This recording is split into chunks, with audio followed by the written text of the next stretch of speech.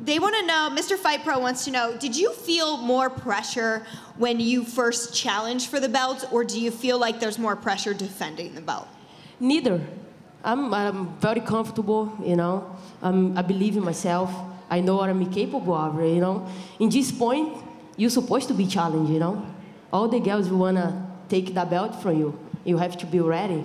And for me, it doesn't matter. I'm going to be ready for everything. I want to piggyback off something that we asked Jermaine, actually. We asked her, you know, obviously she was on the losing side of your first fight, what she was doing differently. And she said, well, 6 years is a long time. Do you even look at that first fight with Jermaine at all? I do. Actually, I see she evolved a lot, of course, especially in her wrestling defense is improved a lot. But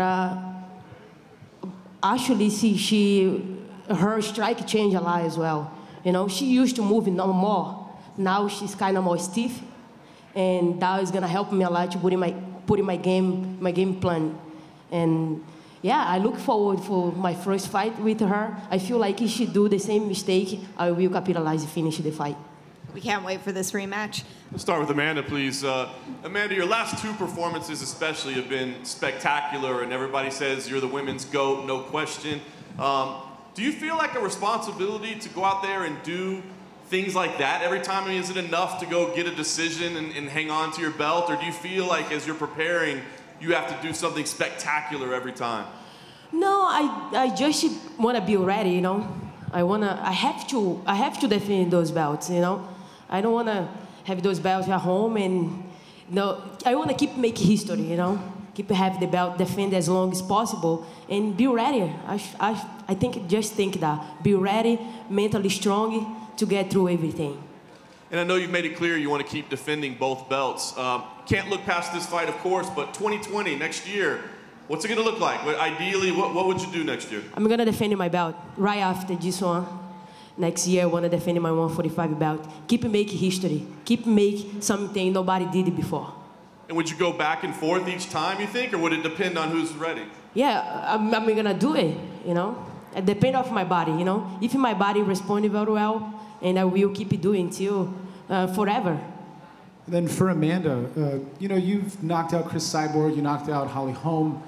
Germaine Durandamy, you know, had a very close fight with Holly Holm, and she opted to drop the belt rather than even fight Cyborg. So I'm curious, when you're looking at her as a competitor and as a champion, how do you really feel about her, considering that she would walk away from a belt rather than fight someone? You only prove if you're a champion if you defend your belt. You know, she proved she gave up her belt. She's not supposed to be in this spot that I am in right now.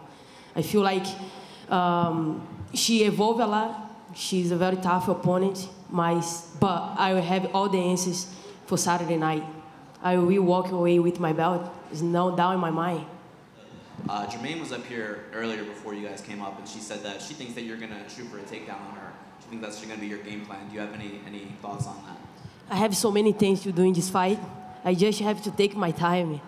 I think what I'm going to wait for, she make a mistake. I know she's going to make mistakes like it was the first time.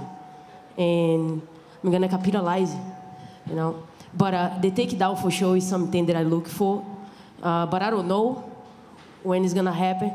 I know I'll be able to strike with her.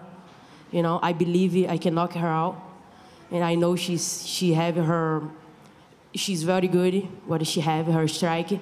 But I already see a lot of holes. You know, we know each other very well. This is my second camp for her, you know. And I know I'm going to finish her.